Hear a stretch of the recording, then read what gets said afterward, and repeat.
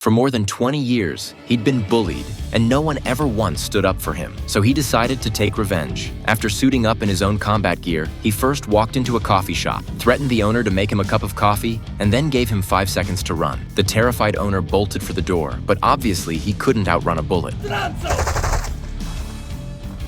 The day before, when the man had come to buy coffee, the owner thought he was an easy target and sold him a used cup of coffee at a high price. When the man asked for a refund, the owner not only called him a loser, but also told him to get out. That humiliation became the final straw that broke the camel's back. After taking care of the coffee shop owner, he went straight to the office where his ex-girlfriend worked. Without a word, he shot her dead, the woman who had cheated on him.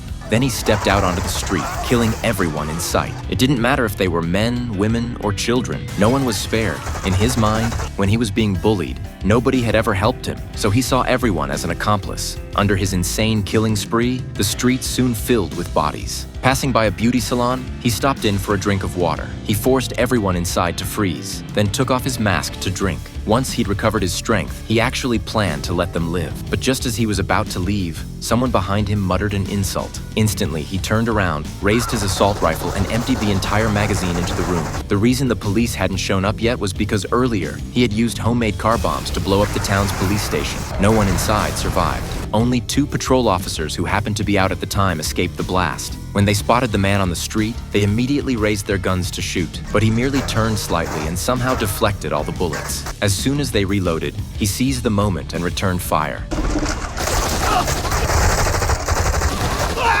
After a fierce shootout, the man stole a car and drove to a nearby bank. He first took out the armed guards, then forced the manager to take him to the vault. But just as they arrived, a brave bystander rushed at him trying to stop him. The man sighed, pulled out a knife, and sent him straight to God. He then dealt with the panicking crowd until the rest finally fell silent. The bank manager, trembling, handed over all the cash, but to everyone's shock, the man didn't take the money for himself. Instead, he went back to his car, grabbed a can of gasoline, and right in front of everyone, doused the cash and set it ablaze. Watching the flames rise, he walked away calmly, almost gracefully. Just as he was driving toward his next destination, a voice came through his homemade radio. It was the police calling for reinforcements. He stopped the car immediately, parked by the roadside, and set up a little surprise for them. When the patrol car drove past, he pressed the remote detonator.